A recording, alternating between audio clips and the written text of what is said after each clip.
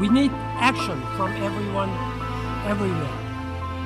17 Sustainable Development Goals are our guide.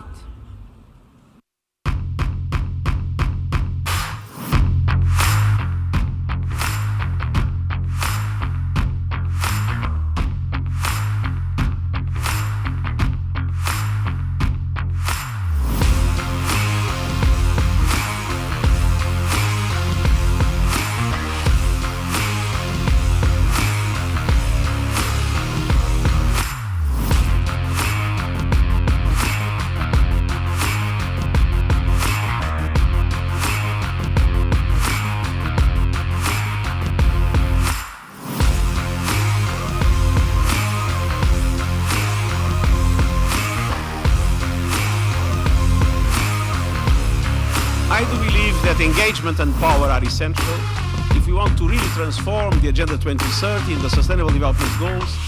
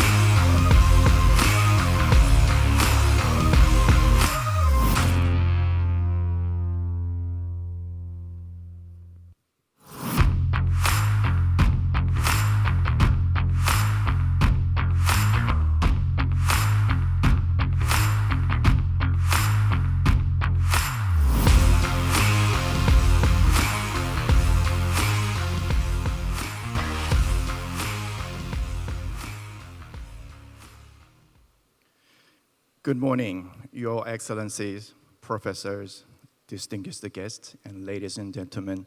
Welcome to Yonsei University and the opening ceremony of the 2019 Global Engagement and Enforcement Forum on Sustainable Development. I am Yeonho Lee, Professor of Political Science at Yonsei University.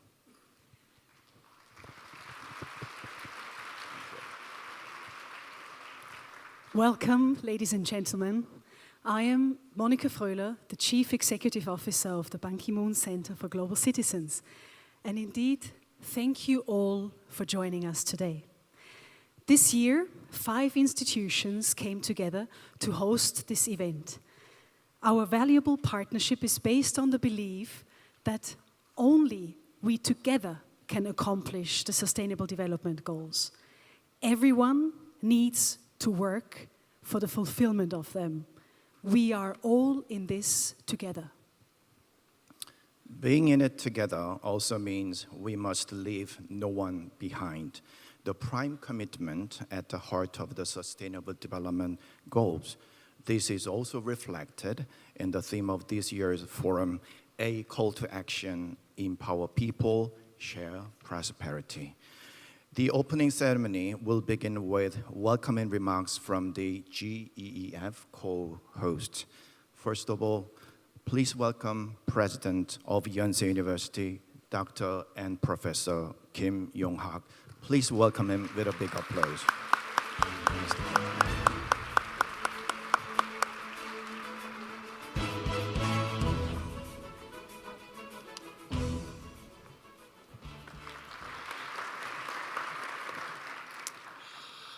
On behalf of Yonsei University, it is my great pleasure to welcome you all to the Global Engagement and Empowerment Forum on Sustainable Development, GEEF, 2019.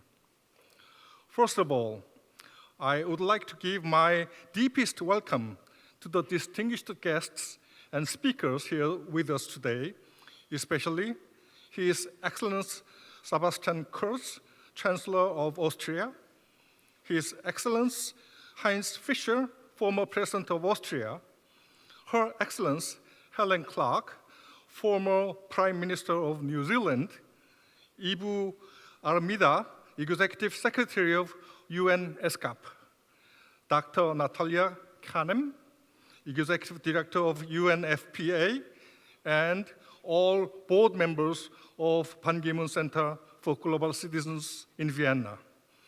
And I thank you, especially those who came all the way, long way from all over the world. Thank you very much.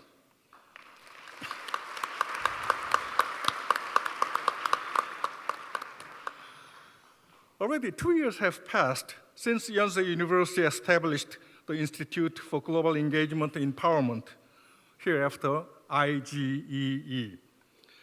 GIF 2019, co-hosted by IGEE and the Ban Ki-moon Center for Global Citizens in Austria, was very successful as it served as a global platform of ideas for all participants to engage, collaborate, and discuss towards accomplishing the United Nations Agenda for Sustainable Development. Last year, more than 2,000 people, you believe, as a university event. 2,000 people is the maximum number of university event, I think, in Korea, at least. And we discussed toward discussing the idea, United Nations Agenda for Sustainable Development, and last year more than 2,000 people were in attendance, and national and international distinguished guests, including, to name a few, Mr. Antonio Guterres, Secretary General of the United Nations, Mr. Lee Na-kyun, Prime Minister of Korea, and Mr. Jack Ma, founder of Chairman of Alibaba. Humanity is now experiencing new challenges, and these challenges demand innovative and integrated solutions. Yonsei University established IGEE with a strong belief that the role of future university is to meet and overcome these challenges. Global problems are getting so complex that no government nor private companies can solve. It will be the universities, along with global citizens, that will take the primary responsibility of making our world a better place to live. It is this conviction that led Yonsei University to become an engaged university, engaged in social and global problems. Academic institutions can look ahead, mobilize knowledge, create knowledge, and be the truth seekers in the age of sustainable development. In this context, the IGEE of Yonsei emerged as an active member in the global community with a firm vision to bring new perspectives in accomplishing sustainable development goals. Over the past year, since the 2018 inauguration of IGEF, several collaborations have started between the IGEE and other organizations such as the World Bank, Asia Development Bank, United Nations Population Fund, Korea International Development Agency, the Seoul Institute, and University Social Responsibility Network, etc. GIF will serve and continue to serve as an ideal platform to share research and practices among them. The mission and vision of IGEE is also manifested at the second year of GEF, a call to action, empower people, share prosperity. As its theme, the GIF 2019 continues its role as a powerful networking platform among different stakeholders to gather together, discuss, and tackle global issues to lead toward a sustainable future. Once again, thank you all for your support in the GIF 2019. I hope that GIF 2019 will fulfill your curiosity, concerns, and passion for our world's better future. Please join our vision and journey of sustainable development for humanity and the future generation. Thank you, and enjoy live discussions during the forum. May God bless you. Thank you very much. Thank you. Thank you very much, President Kim. It is now my pleasure to announce to you the former President of the Republic of Austria, Dr. Heinz Fischer, and co-chairman of the Ban Ki-moon Center for Global Citizens. Dear Dr. Fischer, the stage is all yours.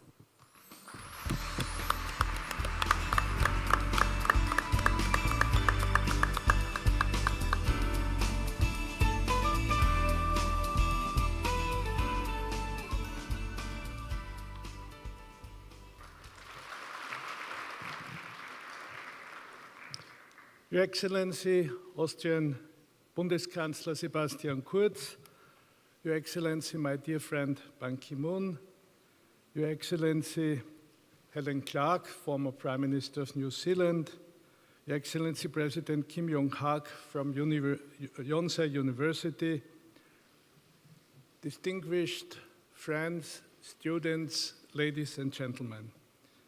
It's a great pleasure indeed and honor for me to be addressing you today on the occasion of the second Global Engagement and Empowerment Forum at Yonsei University here in Korea. I'm happy to be back in Korea at this university and want to thank the university for hosting this landmark conference for the second time. With more than, as far as I know, 1,400 participants and 100 speakers from more than 70 different countries, GEF 2019 will deliberate the theme, A Call to Action, Empower People, Share Prosperity. At the forum, we have identified pivotal dimensions towards implementing the Sustainable Development Goals and the 2030 Agenda. Our Ban Ki-moon team in Vienna enjoyed great cooperation with the team here in Seoul in preparing for this forum. Thank you all for your hard work. It is well invested work to serve the Sustainable Development Goals and to do it in the global interest of peace and in the interest of powering young people and women. Looking into the audience in this hall, I see hundreds of young people bursting with potential and energy. This is what we need to carry the message of engagement and empowerment for global citizenship forward. Youth, namely male and female citizens under 30, now represent over 50% of the world's population, the largest percentage in history. Despite this reality, youth globally remain disadvantaged when it comes to political participation, access to labor markets, housing, education, and other issues. At present, about 63 million young people are unemployed and 140 million young people trapped in working poverty. Additionally, the competition for good education and good jobs is getting tougher and tougher. Yet, youth have better means of communication and activism at their fingertips than ever before. The future of the whole world is dependent on the active engagement and connection of youth worldwide. Therefore, the Ban Ki-moon Center focuses its attention on empowering and ensuring that it is your time and your rights are upheld and that you can actively shape the future. This is essential to achieving sustainable development. Women and girls face additional barriers to their participation and overall prosperity. The Global Risk Report 2019, published some weeks ago, tells us in addition that in 1 of 3 women globally suffer from violence during their lifetime, including intimate partners' violence. This is not acceptable. A global citizen is not defined by gender, age, race, nationality, or religion, but rather by the action that unite us as human beings. The Sustainable Development Goals represent this common ground and these shared challenges that we face as humankind. I'm personally impressed, ladies and gentlemen, by Korea and the speed of its economic growth and development. I'm sure this success story can be attributed, at least in part, to the emphasis on education, the level and room for innovation, and the dedication to learn and to work. Ladies and gentlemen, it has now been a year since the Ban Ki-moon Center for Global Citizens in Vienna was founded by the initiative of Ban Ki-moon. We have achieved a lot in this first year. We look forward to the coming or just starting year 2019 and to continuing to scale and pursue our mission to empower youth and women worldwide to act as global citizens in a peaceful, prosperous, and fair world on the basis of human rights. We thank all of you for your engagement, energy, and inspiration as global citizens of today, tomorrow, and beyond. Thank you very much.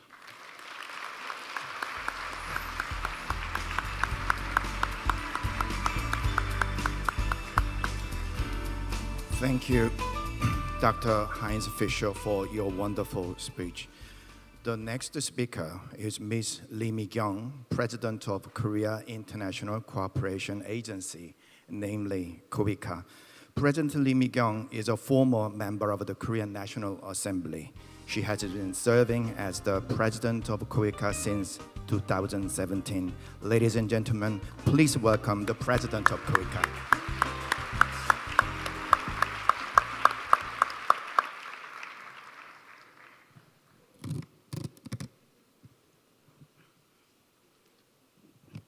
네, 안녕하십니까? 2019년 글로벌 지속가능 발전 포럼에 참여해 주신 모든 분들께 먼저 환영의 인사를 드립니다. 추운 날씨에도 불구하고 멀리 한국까지 찾아주신 외국 기빈 여러분과 학계, 시민사회, 민간기업 참석자 모두 반갑습니다. 오늘 이곳에는 정부 대표는 물론 국제기구 관계자를 비롯해 한자리에 뵙기 힘든 많은 유명인사들이 오셨습니다. 마치 한류 스타 BTS를 보는 것 같아서 흥분됩니다. 여러분 덕분에 지난해보다 한결 풍성해진 2019년 GEF가 될 수 있을 것 같습니다. 김용학 총장님을 포함해 이번 행사 준비에 힘써주신 연세대학에 먼저 감사드립니다. 내외 기빈 여러분, 저는 코이카가 SDG 협력의 발판이 될 이번 포럼을 공동 주최하게 된 것을 매우 기쁘게 생각합니다. 반기문 전 유엔 사무총장께서 2015년 SDG와 함께 채택한 슬로건 누구도 소외되지 않는 세상은 코이카의 중요 미션 가운데 하나이기도 합니다. 문재인 대통령께서도 지난해 유엔 연설에서 평화, 개발, 인권을 아우르는 총체적 접근이 필요하다고 개발 협력의 중요성을 강조했습니다. 그만큼 대한민국 정부는 SDG에 대한 글로벌 책무성을 무게 있게 받아들이고 있습니다. 코이카는 한국의 SDG 이행은 물론 개도국의 SDG 이행을 실현하고 있는 한국 대표 개발협력기관입니다. SDG 이행이 코이카의 어깨 위에 놓여 있다고 감히 자부합니다. 그런 SDG의 주요 이슈 중 하나에 젠더 이퀄리티가 있습니다. SDG 5번째 목표인 성평등은 제가 코이카 이사장으로 취임할 때부터 평화, 민주주의, 인권과 함께 강조해온 주제입니다. 여성들은 개발도상국과 분쟁 지역에서 성폭력을 비롯한 각종 억압과 차별의 가장 취약한 피해자입니다. 하지만 그들은 피해자이면서 동시에 변화의 주체가 될 수 있습니다. 여성들은 아이와 가족을 돌보는 주체이자 지역 사회를 지키는 주역이기 때문입니다. 개발 협력 사업에 여성을 참여시킬 경우 남성만으로 이루어진 사업에 비해 효과가 몇 배 높다는 것은 이미 증명된 바 있습니다. 여성들은 기존의 가치를 바꾸고 변화를 가져오는 주역이 될 수 있습니다. 제가 오늘 오후에 있을 GIF 2번째 세션 여성의 역량 강화에서 기조연설을 맡게 된 것도 이러한 점을 강조하기 위해서입니다. 당연히 남성도 이런 변화의 과정에 함께 해야 할 것입니다. SDG는 어떤 성별을 배제하는 것이 아니라 함께 하는 것입니다. 존경하는 내외 기빈 여러분, 코이카는 누구도 소외되지 않는 지구촌을 위해 사람 중심, 피플, 평화 중심, 피스, 상생 변형, 프로스페리티라는 3P의 기본 가치를 지향점으로 선정했으며 올해부터 플래닛의 P를 더했습니다. 하지만 4P는 코이카 혼자 이룩할 수 없습니다. 이 자리에 참석하신 여러분 모두의 동참과 협력이 필요합니다. 코이카는 그동안 여러 공여기관, 국제기구와 개발 과제를 해결하기 위해 함께 노력해왔습니다. 앞으로도 책임 있는 SDG의 이행을 위해 파트너십을 강화해 나갈 것입니다. 그런 점에서 오늘 개식 직후에 UN 위민, UNFPA와 코이카가 함께 만든 SDG5 글로벌 플랫폼에 오늘 WHO, 월드뱅크, UN 에스캅이 함께 글로벌 파트너십을 플랫폼을 확장할 수 있는 행사를 가지게 된 것을 매우 뜻깊게 생각합니다. 코이카는 이들 국제기구와 함께 SDG 젠더 이퀄리티 이행을 위한 다양한 협력 방안을 만들어갈 것이며 협력은 SDG의 다른 목표로 확대될 것이라 확신합니다. 또한 이 협력이 NGO, 민간기업, 의회, 학계 등으로 이어지기를 희망합니다. 존경하는 내외 기빈 여러분, 넬슨 만델라 전 남아공 대통령의 말씀을 인용하면서 제 환영사를 마칠까 합니다.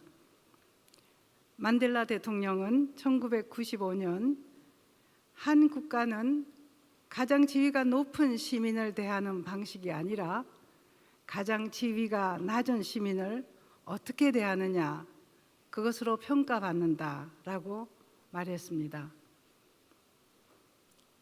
저는 이 말이야말로 SDG의 기본 정신을 가장 잘 함축하고 있다고 생각합니다. 지속 가능한 발전을 위해서는 누구도 소외되지 않아야 하며, 그러려면 가장 취약한 대상, 가장 소외된 대상을 보살펴 함께 진전할 수 있어야 합니다. 그 대상은 여성도 장애인도 분쟁으로 고통받는 난민도 그 밖에 누구라도 될 수 있습니다.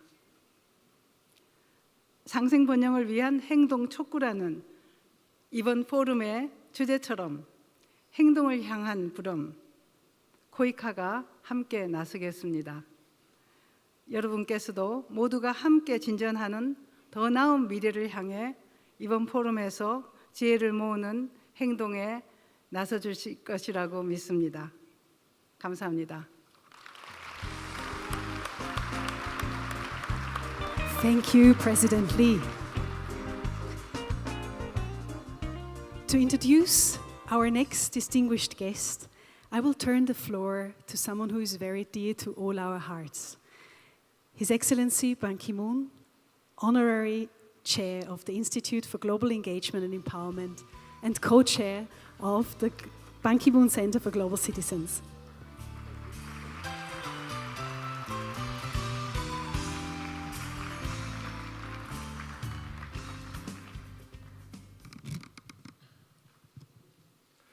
Excellencies, distinguished guests, dear professors, and many VIPs who have been recognized. I'd like to just recognize some of very important guests who have not yet been recognized.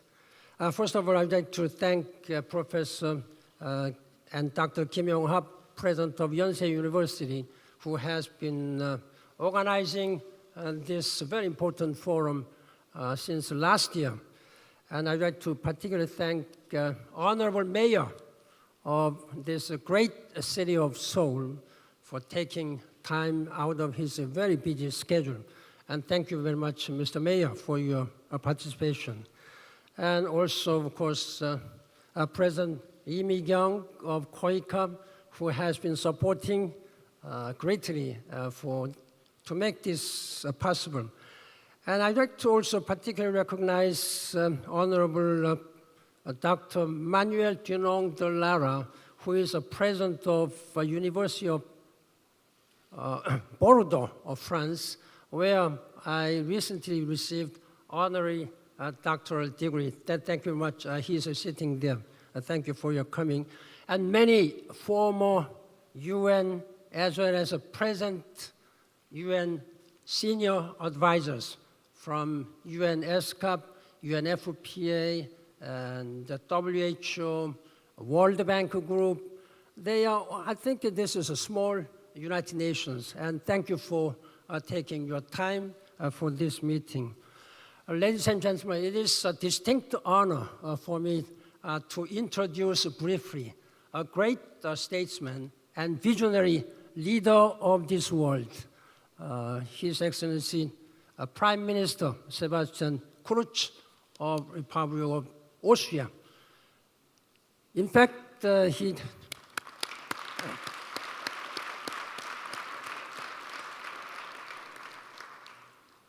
just arrived at the Incheon airport and proceeded directly to Yonsei University to participate and deliver his keynote speech. Having seen, witnessing former President of Austria, Heinz Fischer, and the current incumbent Prime Minister of Austria sitting together and with the ministers, it seems that momentarily Korea and Yonsei University are occupied by Austrians. Thank you very much for all this honor for your coming. I have known him for quite some time since he was appointed the Foreign Minister of Republic of Korea. Do you know how old he was? He was just 27 years old when he was a Foreign Minister. I was Secretary General at that time. I thought about myself, what I was at the age of my 27. I barely started my diplomatic service. I just entered Foreign Ministry at the age of 27. What a big difference. I was at the bottom of the ladder, and he was at the top of the ladder as far as diplomacy is concerned. Again, since then, he became chairman of his party, Austrian People's Party. And then just a few months later, he became the Prime Minister of Austria.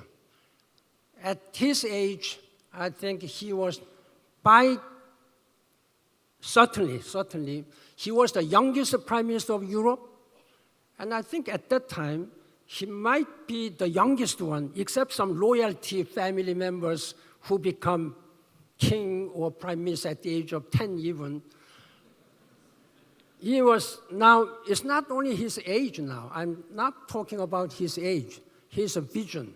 He has a strong, determined will, political will, not only changing his country in a much, much more, not only modern, but reformed, but he has recently very successfully, ably carried out his duty as president of the European Union, managing all these very complicated, complex political and economic situations in Europe, including what is known as Brexit. Again, Mr. Prime Minister, it's a great honor. In fact, he is now visiting Korea. He's paying a state visit at the invitation of President Moon Jae-in, but he has not yet met President Moon. He is going to meet him. We just briefly kidnapped him before he goes to Blue House. Again, I thank you for your coming to this. Now,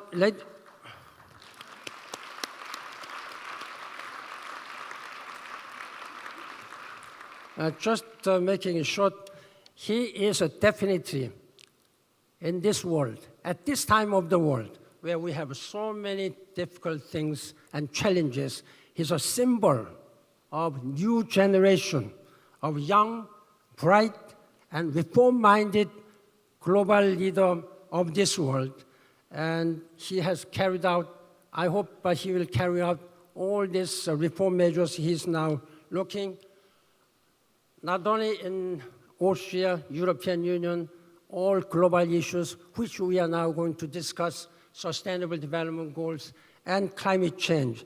Again, ladies and gentlemen, it's a great honor to introduce His Excellency Bundeskanzler of Austria, Sebastian Kurz. Thank you very much. Herzlich willkommen. Thank you.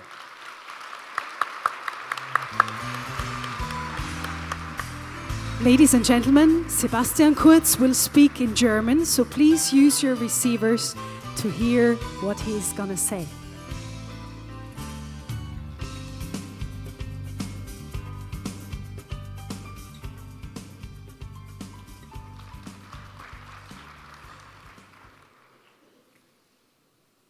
Sehr geehrter Herr Generalsekretär Ban Ki-moon, vielen Dank für die Einladung. Es ist eine große Ehre für mich, aber auch für meine Kollegen aus der österreichischen Bundesregierung und aus dem österreichischen Parlament, heute beim Global Engagement and Empowerment Forum für nachhaltige Entwicklung teilnehmen zu dürfen.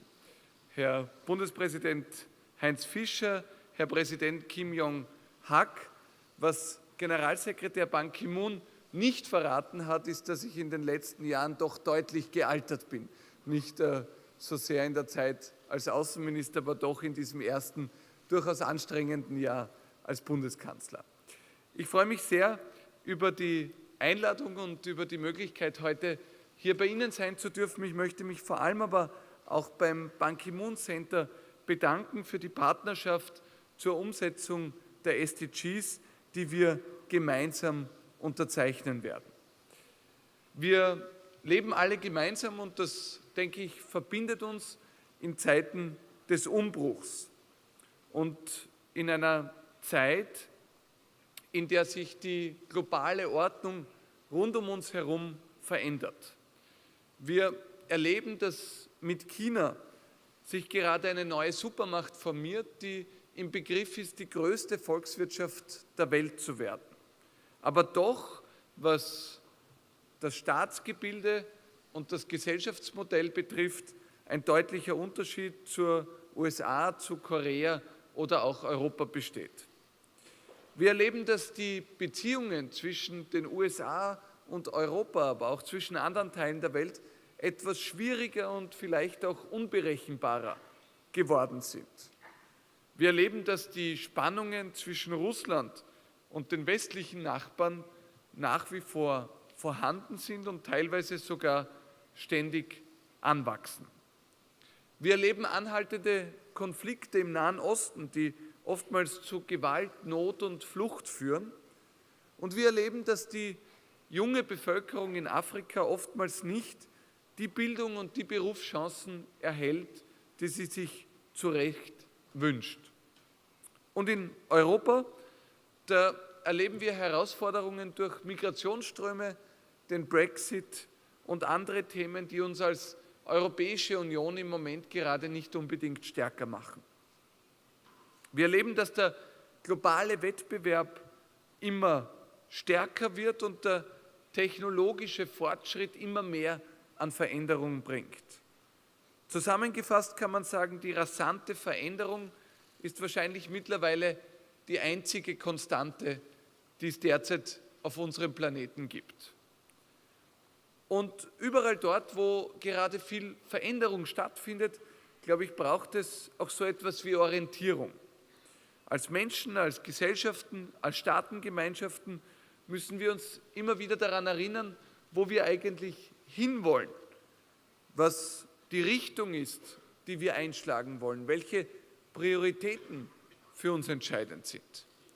Und die Sustainable Development Goals, die sind dank des Generalsekretärs für uns alle ein Kompass, so etwas wie Orientierung in einer sich immer stärker verändernden Zeit.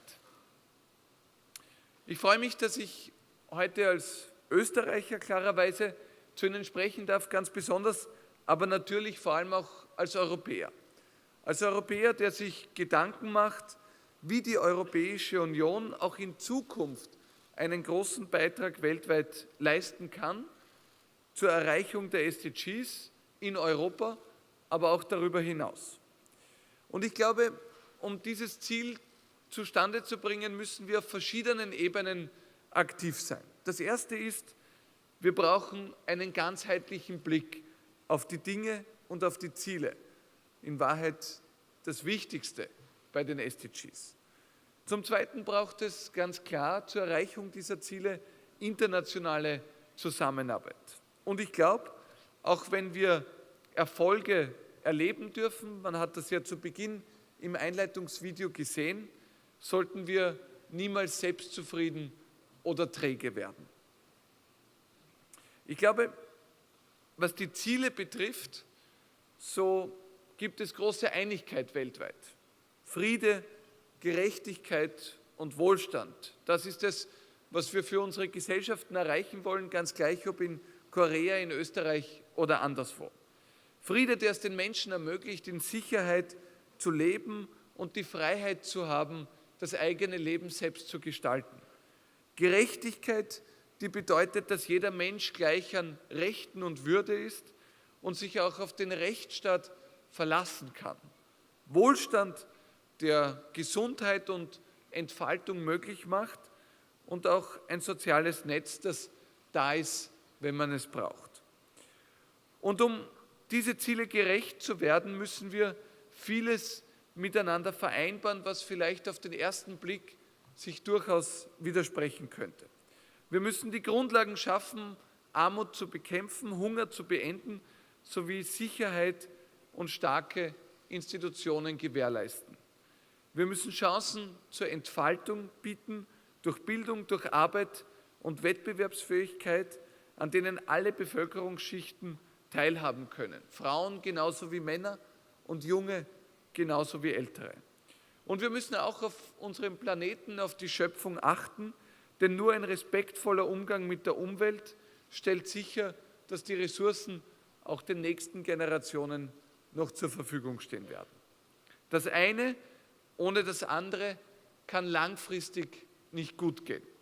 Der größte Wohlstand und wirtschaftliche Fortschritt hilft uns langfristig nur wenig, wenn wir entlang des Weges unseren Planeten, die Umwelt und die Schöpfung zerstören. Die besten Universitäten helfen nichts, wenn sie im Zugang nicht allen offen stehen, Männern genauso wie Frauen. Und der größte technologische Fortschritt hilft uns wenig, wenn nicht alle Menschen gleichermaßen davon profitieren können. Und hier sind die SDGs gerade deswegen ein guter Kompass, weil sie einen ganzheitlichen Blick ermöglichen und uns die Chance geben, darauf zu fokussieren, was wirklich zählt. Jedes Land, jede Gesellschaft ist da für sich herausgefordert, die richtigen Themen zu identifizieren. In Österreich zum Beispiel haben wir bestimmt das Glück, dass wir im Spitzenfeld liegen dürfen. Hunger, absolute Armut, bewaffnete Konflikte, das ist bei uns nur noch aus den Geschichtsbüchern bekannt. Wir liegen im SDG-Index an 9. Stelle, aber wir sind nicht zufrieden, sondern haben uns das Ziel gesetzt, bis 2020 hoffentlich unter die Top 5 zu kommen. Auch wir müssen in Bereichen wie Familie und Beruf noch besser werden, wenn es darum geht, dass insbesondere auch für Frauen Familie und Beruf kombinierbar sind. Wir müssen mit Ressourcen sorgsam umgehen und alles tun, dass die Wegwerfgesellschaft nicht immer stärker wird, sondern der Lebensraum von heute auch morgen noch erhalten bleiben kann.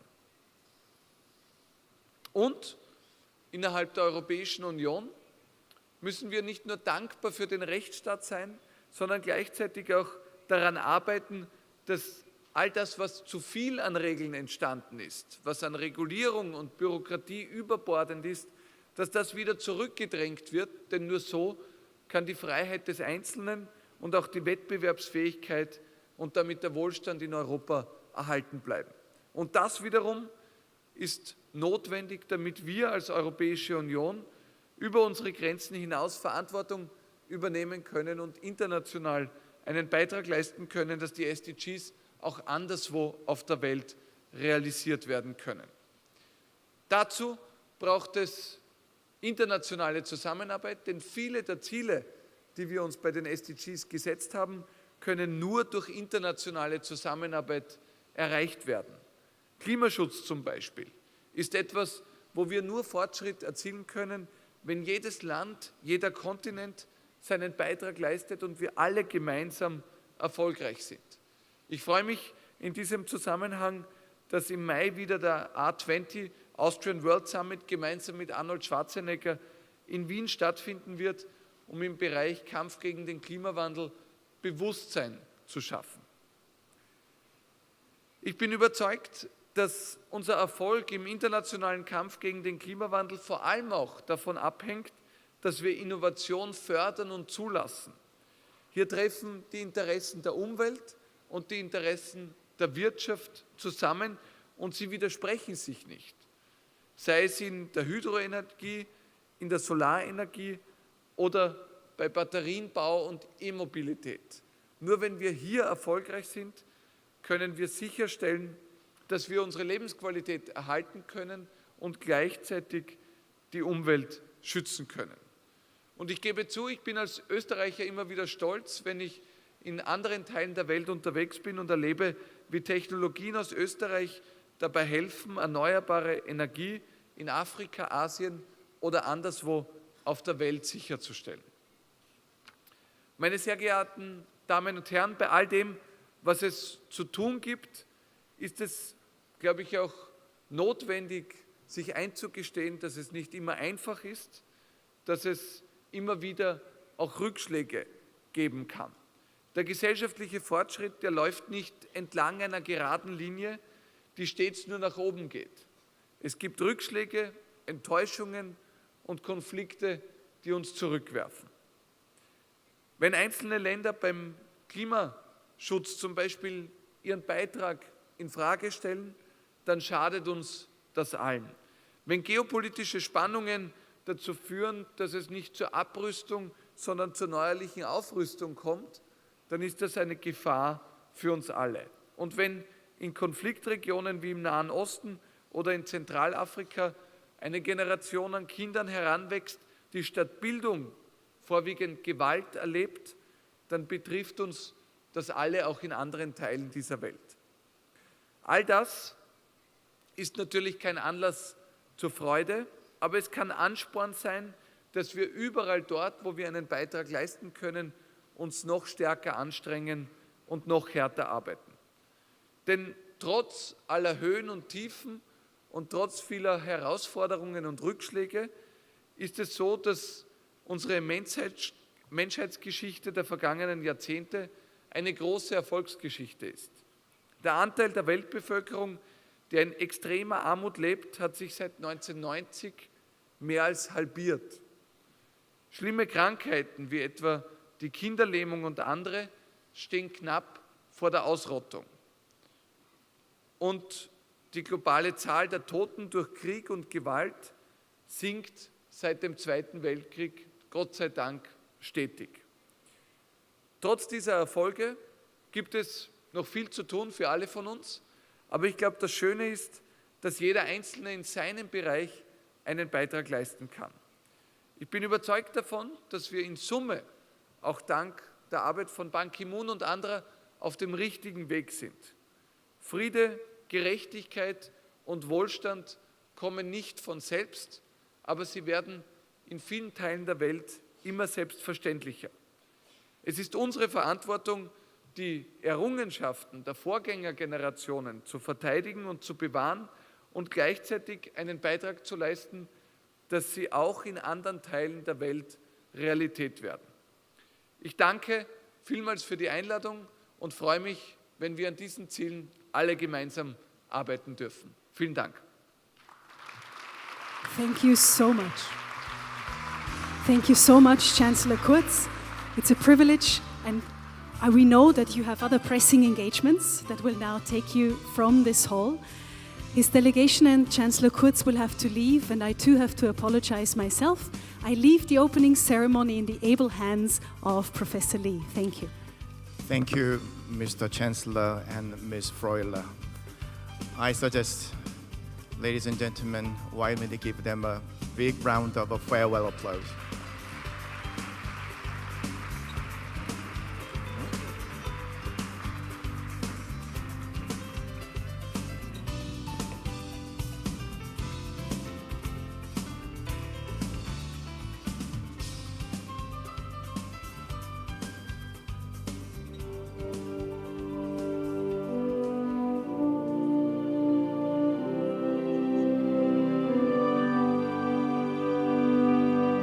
We are not God. The earth was here before us and was given to us.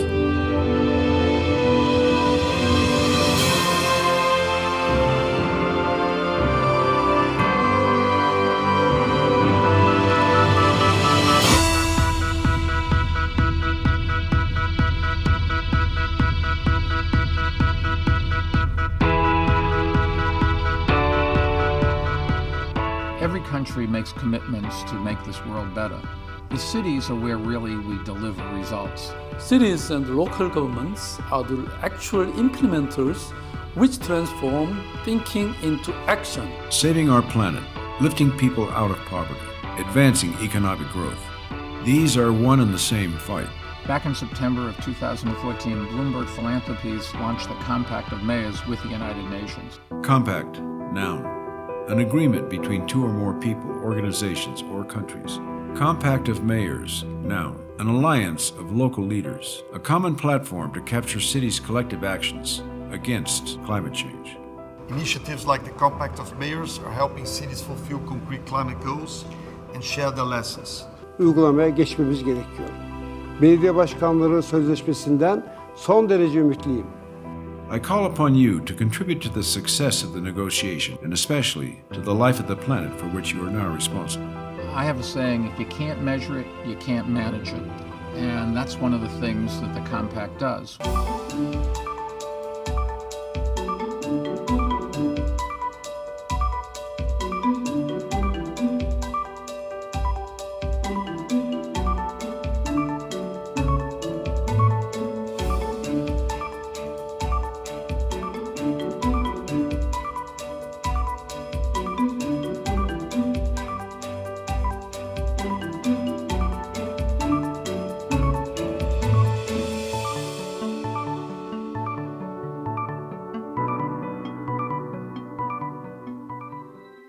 We must walk the walk. We must ensure climate justice.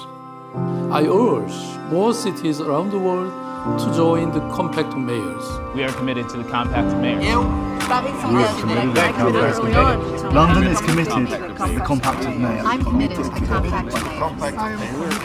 I am committed to the Compact of Mayors. I am committed to the Compact of Mayors. And I'm committed to the Compact of Mayors.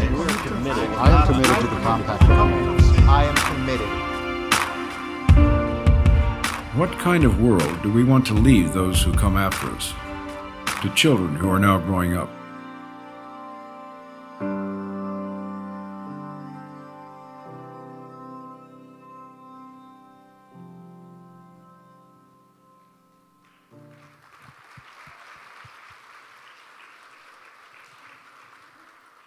As you saw in the video we show, the partnership among cities, particularly big cities, are very, very important issues for the sustainable development.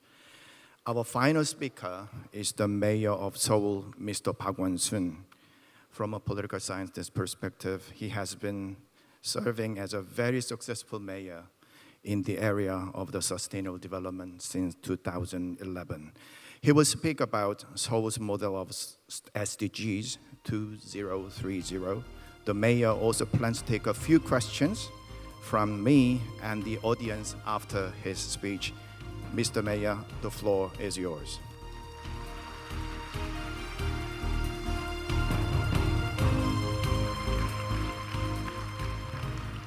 네, 여러분 반갑습니다.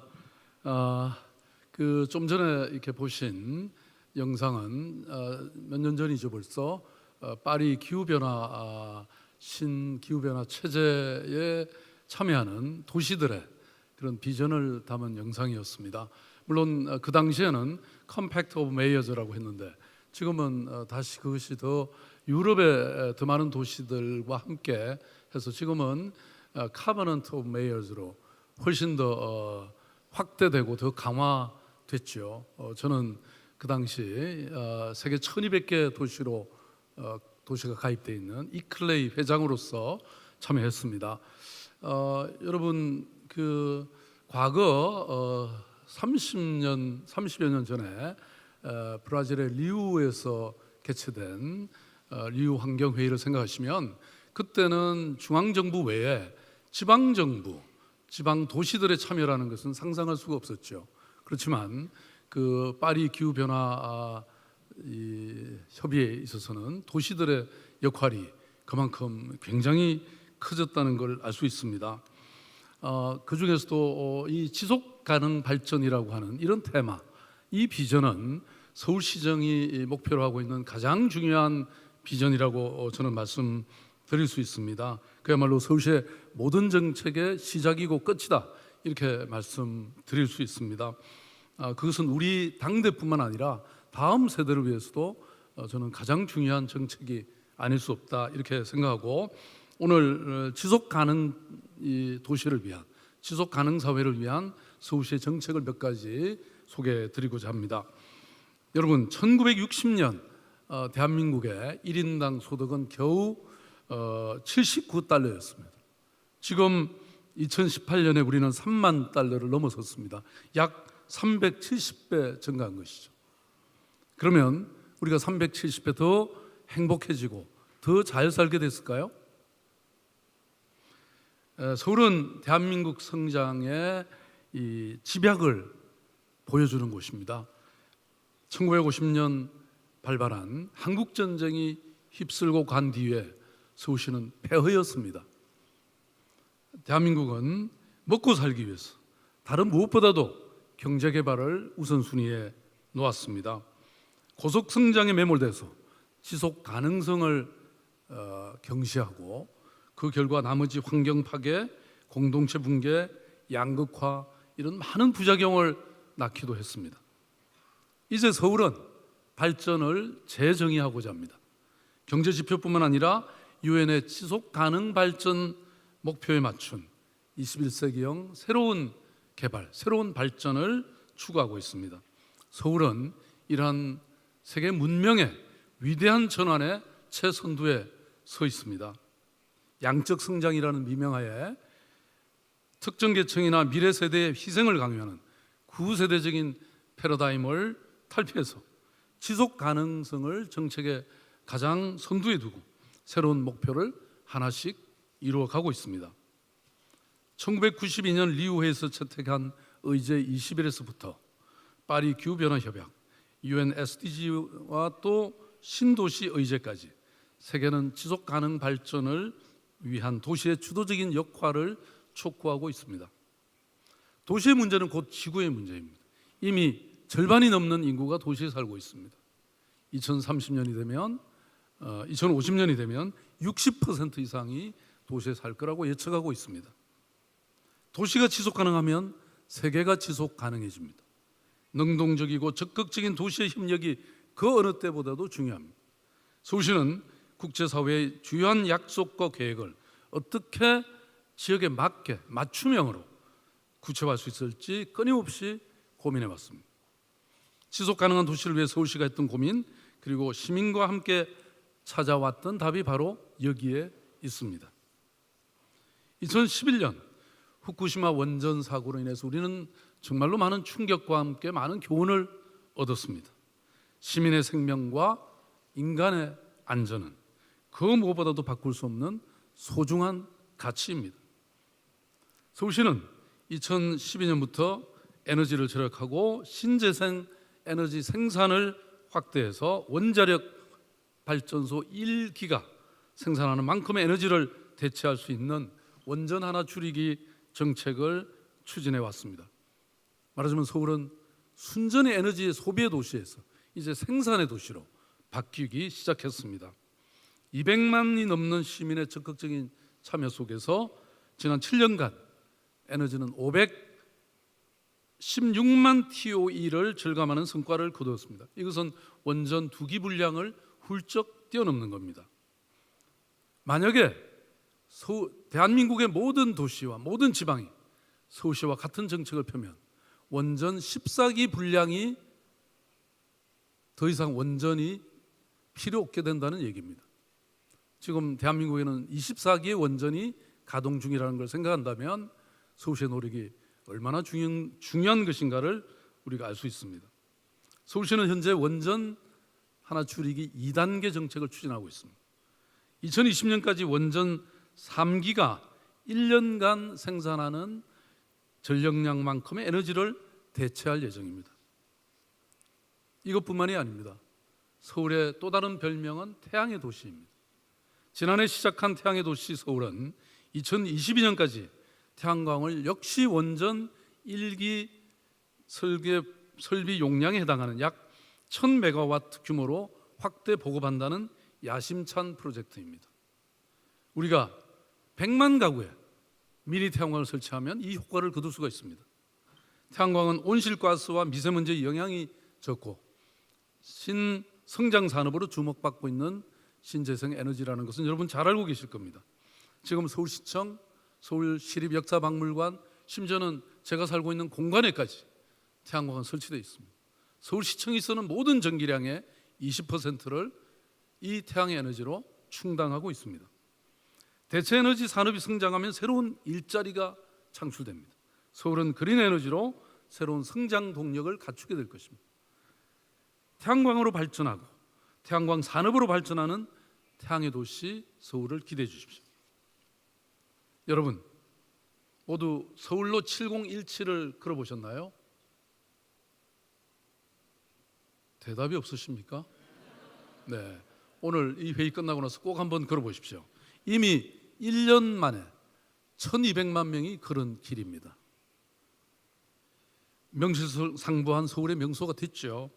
그야말로 고속도로의 다름 아닌 도심의 고가도로가 이제 완전히 보행 전용 도로로, 그리고 거기에 식물이 들어선 그런 식물원이 됐죠. 그렇게 반대하시던 남대문 시장에 방문객이 20%가 증가하고 주변 상가의 매출도 늘어서 지역 경제 활성화에도 기여하고 있습니다. 주변의 땅값도 다 올랐어요. 세금을 더 내시게 되겠죠. 자동차 길이 사람 길이 되고 시민의 건강에 도움이 되고 그리고 지역 경제도 활력을 불어넣고 있습니다. 사람 중심의 도시 재생으로 서울이 서울 고유의 아름다움을 찾고 있습니다. 서울로 7017을 비롯해서 시민 참여형 도시 재생 사업으로 2018년 서울시는 리관유 세계 도시상을 받게 됐습니다. 감사합니다. 불평등은 우리 시대 최고의 도전 과제이자 또한 지속 가능성을 저해하는 요인입니다. 서울시가 포문을 연 비정규직의 정규직화가 불평등 타개를 위한 대표적인 정책입니다. 서울시는 지방정부 최초로 노동을 전담하는 국단위의 기구를 설치했습니다. 본래 서울시는 딱 2명의 직원이 노동 문제를 담당했는데 지금은 국단위로 성장했다는 얘기입니다. 또한 서울시와 산하기관에 10,000명 이상의 정규직으로 전환했습니다. 이러한 정책은 고용 안정뿐만 아니라 불평등의 시정에도 결정적으로 중요한 정책입니다. 대한민국의 잠재력을 모두 펼치기 위해서는 여성이 마음껏 능력을 발휘할 수 있는 사회가 되어야 됩니다. 여성의 사회 참여 확대를 위해서 공공보육 책임제를 추진하고 현재 4개소에 불과한 우리 동네 키움센터를 2022년 400개소로 확대해서 틈새 없는 돌봄 체계를 구축해 나갈 생각입니다. 이렇게 되면 여성의 경제 참여 인구가 늘어나겠죠. 제가 처음 취임할 때에 이 공공 어린이집, 국공립 어린이집을 이용하는 비율이 10%에 불과했습니다.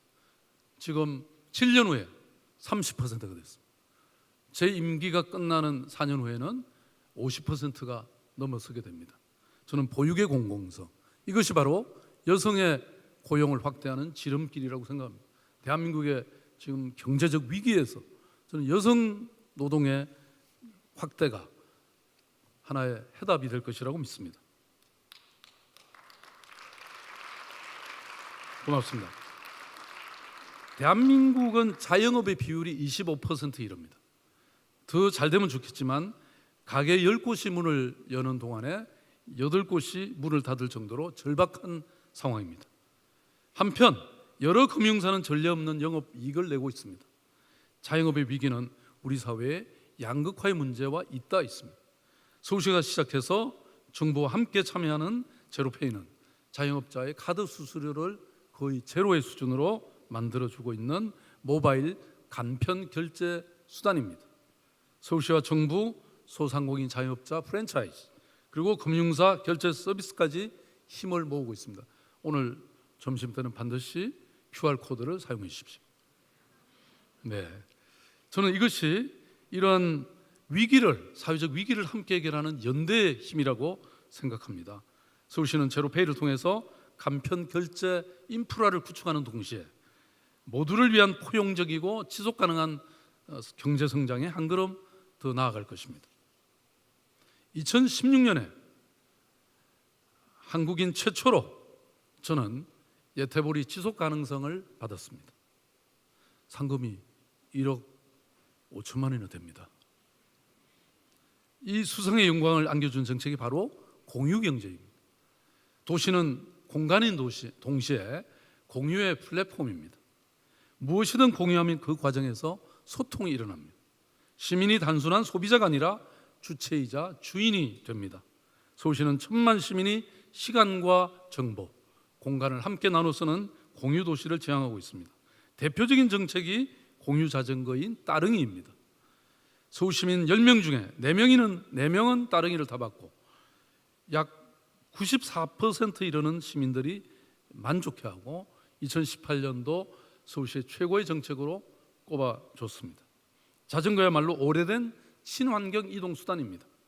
따릉이는 교통 체증 완화하고 대기질을 개선하고 그리고 시민의 건강에 정진에 일조하면서 지속 가능 사회를 위한 아주 가장 큰 역할을 하고 있습니다.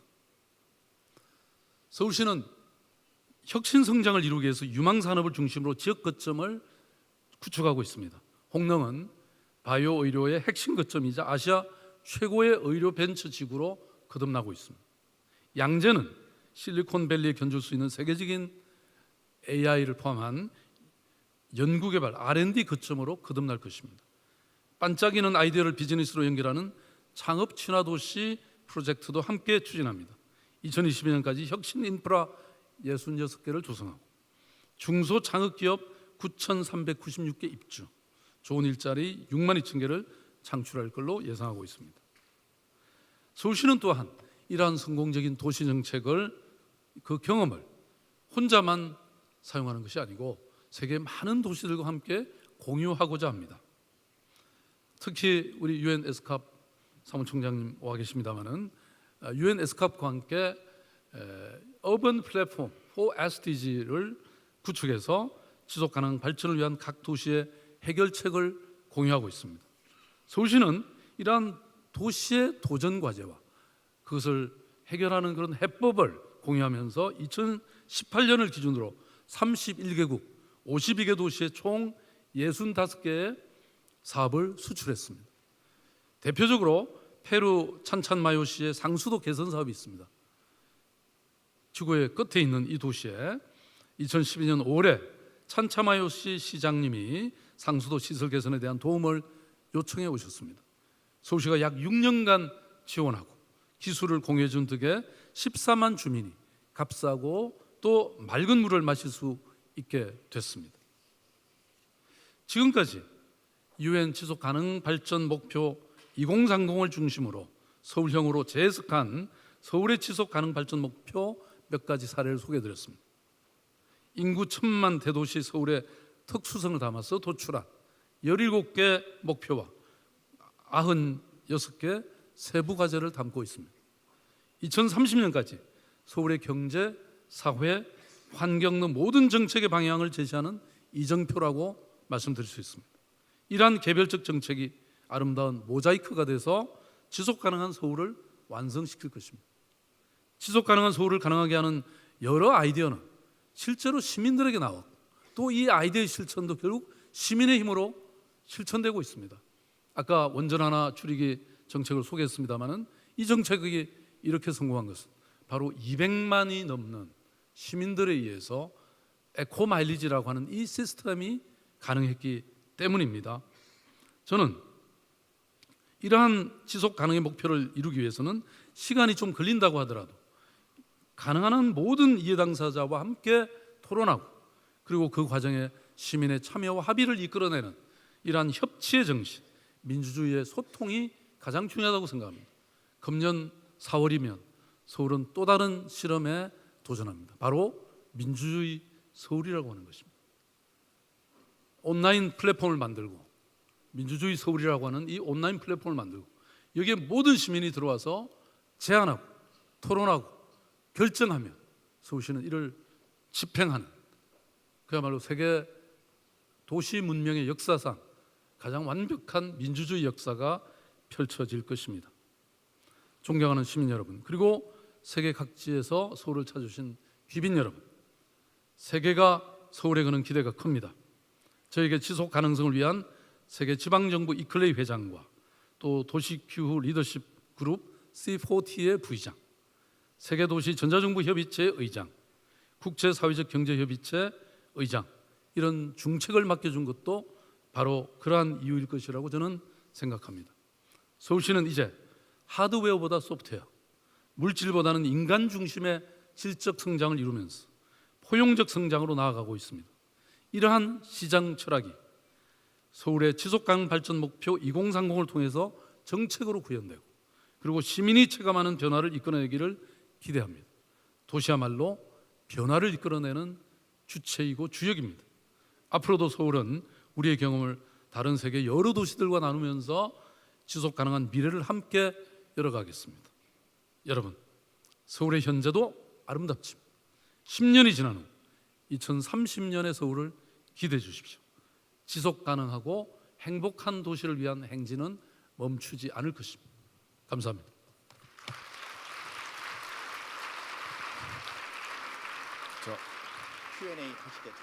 Thank you, Mr. Mayor. Mayor Park was supposed to take questions from the floor himself. However, because of the lack of time, let me deliver pre-collected 3 questions to him. And also, I will invite 2 more questions or 2 or 3 more questions from the floor. you are free to ask questions in English or Korean, but Mayor Park is going to answer in Korean only. I will also deliver questions in Korean, so I will speak in my language in Korean from now on. 오늘 저 시장님이 오셔서 저희 회의를 그 오프닝 세리머니 시작하기 전에 몇 가지 좀 질문을 받아서 좀 정리를 했습니다. 그래서 제가 그 중에 몇 개를 뽑아서 질문을 드리고 또 플로어에서 시간 없으시면 2개 정도만 좀 대답해 주시면 좋겠습니다. 현재 저희가 SDG가 결국은 인간의 이슈이기 때문에 결국 평등과 자유의 문제, 특히 평등의 문제인 것 같습니다. 서울시가 가장 선도적으로 수행하고 있는 평등을 위한 가치, 그것에 입각한 정책은 어떤 것이 있다고 소개를 해주실 수 있나라는 질문이 들어왔습니다. 네, 사실은 우리 한국은 미국에 이어서 가장 불평등한 국가로 이렇게 여러 지표가 보여주고 있습니다. 아까 제가 기조 발제에서 말씀드린 것처럼 이 불평등의 해소야말로 우리의 가장 절박한 과제 중에 하나라고 저는 생각하고 있는데요. 물론 그 불평등은 여러 측면에 걸쳐 있죠. 예컨대 요즘 또 한국 사회에 굉장히 문제가 되고 있는 미투를 보면 이런 어떤 성적 불평등, 이것도 굉장히 중요한 해결 과제라고 생각하고, 또 그 중에서도 경제적 불평등도 굉장히 중요하다고 생각하는데요. 특히 아까 잠깐 말씀드린 비정규직의 정규직화 같은 것도 그 대표적인 사례라고 볼 수 있죠. 어떤 비공식적 통계에 따르면 지금 대한민국의 이 거의 모든 직업의 절반 이상이 비정규직이라는 말이 있습니다. 그 정도라면 말하자면 비정규직이라는 것은 자신의 삶을 예측할 수 없는, 언제 그야말로 잘릴지 모르는 이러한 불안한 신분에 있다는 것이죠. 그래서 서울시는 서울시와 산하기관에서 일하고 있는 거의 한 10,000명에 이르는 직원을 비정규직에서 정규직으로 전환했고, 이것이 중앙정부로 확대돼서 지금 정규직으로의 전환이 공공기관에서 이루어지고 있는데요. 물론 이게 이제 노동의 유연성이라고 하는 측면에서 보면 기업의 입장에서는 약간의 애로일 수는 있지만 우리의 기업의 목표든 경제의 목표는 결국 인간의 행복인 거니까, 그런 측면에서 보면 저는 이 정규직화의 방향이 맞다 이렇게 생각하고 그렇게 추진하고 있고요. 그리고 단순히 비정규직의 정규직화에 그치지 않고 이런 그 생활임금의 보장이라고 하는 거기까지 저희들은 나아가고 있다는 말씀을 드립니다. 네, 감사합니다. 또 하나 질문은 아까 저 연설에서 말씀해 주셨을 때 서울시가 벌이고 있는 여러 가지 에너지 절약, 또 공유, 이런 경제를 실현을 위한 여러 가지 정책을 말씀해 주셨는데, 우리가 오늘 그 포럼의 주제가 지속 가능한 발전 아니겠습니까? 특히 지속 가능한 경제 발전을 위해서 서울시가 어떤 해법을 가지고 있는지 아주 중요한 포인트를 좀 말씀해 주셨으면 하는 그런 또 질문이 있었습니다. 네. 여러분 우리 모두 잘 이해하고 계시듯이 지속 가능 발전 목표 안에는 유엔이 설정한 17개가 있습니다만은 아까 말씀드린 것처럼 각 지역에서, 각 도시에서 또 여러 가지 상황이 다르기 때문에 그게 맞춤형으로 스스로 설정할 필요가 있다고 생각합니다. 서울시도 마찬가지고요. 그런데 이제 그 중에서도 가장 중요한 것은 결국 에너지의 문제가 아닐까, 저는 그렇게 생각하고 있고, 그래서 서울시는 아까 말씀드렸던 원전 하나 줄이기라는 것을 하나의 구체적 목표로 정해서 원전 줄이기, 그리고 에너지의 절약과 생산이라고 하는, 그러니까 대도시라고 해서 에너지 생산이 안 되는 것은 아니기 때문에 그런 정책을 가장 중요하게 저희들이 펼치고 있고요. 그래서 이런 노력의 결과 아까 말씀드렸던 그런 에너지의 이 변화가 이루어졌고, 저는 이러한 거대한 전환이 결국 모든 도시에서 일어난다고 하면 아마 우리 파리 그 신기후 체제가 구체적으로 변화를 만들어내고 우리가 우려하는 이런 그 기후 변화의 여러 징후들이 줄어들고 개선될 것이라고 저는 확신하고 있고요.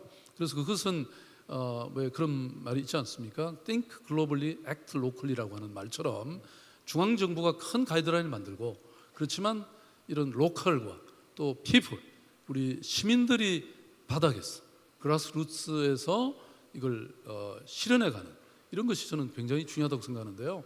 그게 바로 citizen power, 시민의 힘이 아닐까 싶고 그것을 이렇게 좀 그런 참여를 이끌어내는 그것이 바로 또 중요한 우리 이 지방 정부의 이 책임이다. 저는 그렇게 생각하고 있습니다. 사실 그 마지막 세 번째 질문이 지금 시장님께서 맨 마지막 소절에 말씀하셨던 시민에 관한 질문이었습니다.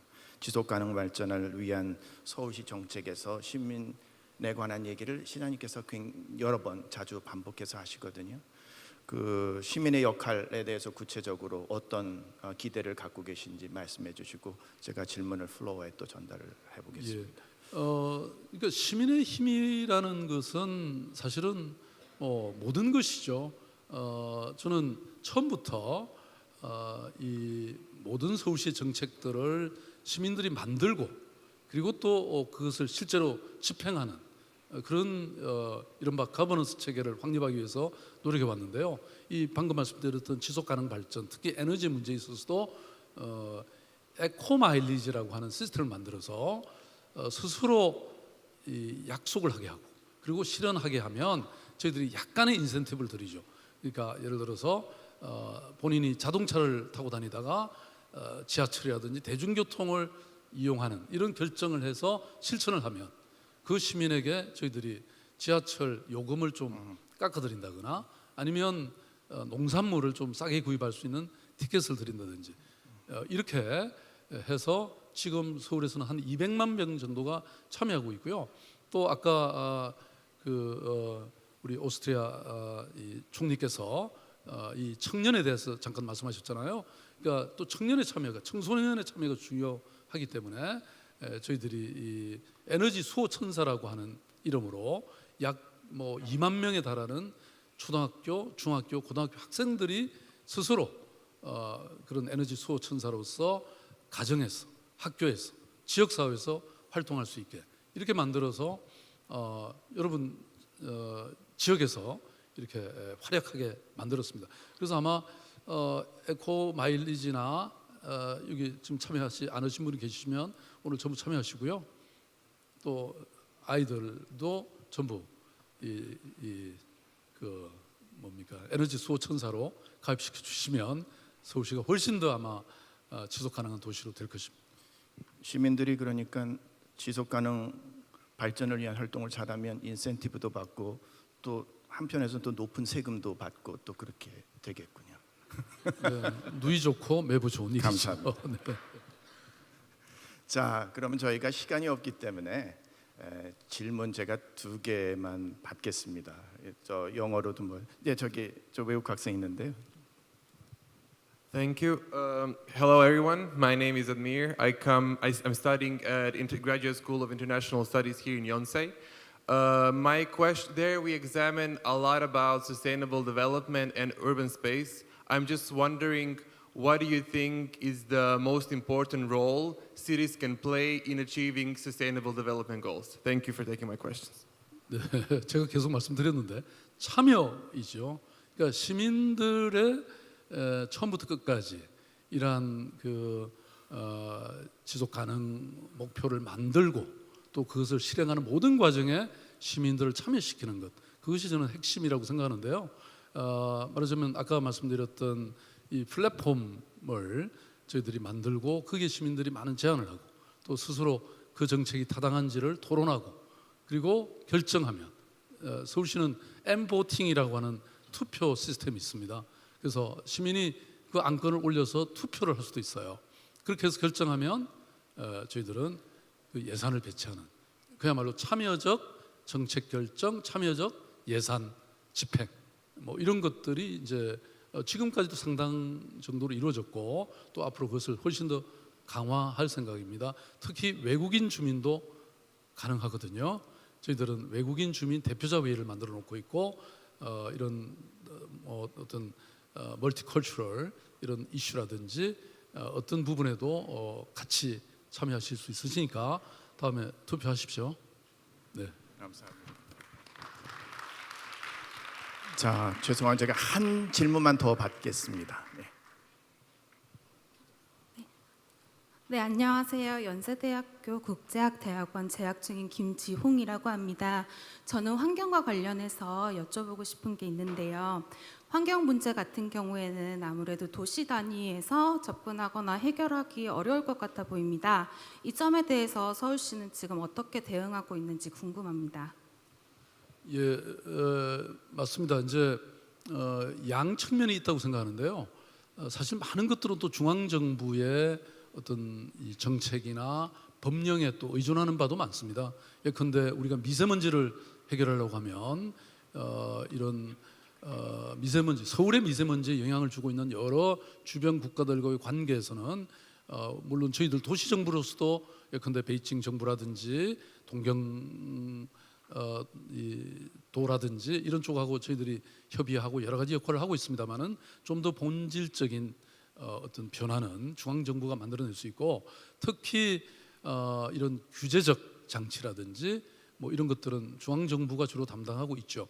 그렇지만 서울시라고 지방 정부라고 또 못할 할 수 있는 일도 굉장히 많기 때문에 이 도시 차원에서 해야 될 일도 많고 또 한 도시의 힘만으로 되지 않죠. 방금 예를 들은 미세먼지만 하더라도 서울시는 사실 이미 제가 취임하기 이전부터 서울시는 굉장히 많은 노력을 해왔는데 이 공기라는 것은 유동하고 있기 때문에 예컨대 경기도나 인천이나 충남이나 이런 많은 지방 도시들과 함께 협력하지 않으면 안 되거든요.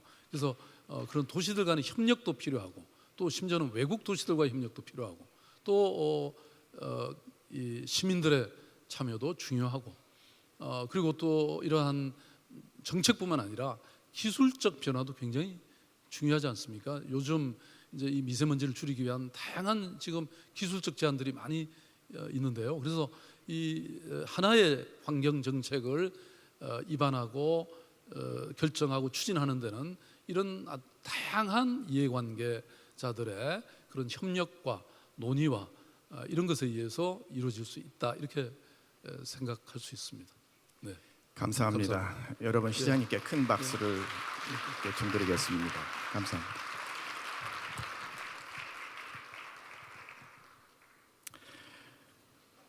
This concludes the opening ceremony of the 2019 Global Engagement and Empowerment Forum on Sustainable Development. Ladies and gentlemen, thank you very much for your attendance of the opening ceremony. I was very much honored to serve as a master of the ceremony of the opening event. Before we dismiss, let me give you very important information on lunch. We have a break until 1:10 before the next session takes place right here at the concert hall. If you are invited to the luncheon reception, please head to the exhibition room on the first floor of this building. For others, lunches will be served at the Student Union, which is about 3-minute walk from here. The map is shown on the screen. It is free for the first 500 guests. Please just show your name tag at the counter. After the luncheon break, you are welcome to join in the SDG advocacy ceremony, which includes a live performance and audience participation. The session will start at 1:10. Doors will open at 12:50. Thank you very much for joining us. Thank you. Enjoy your lunch.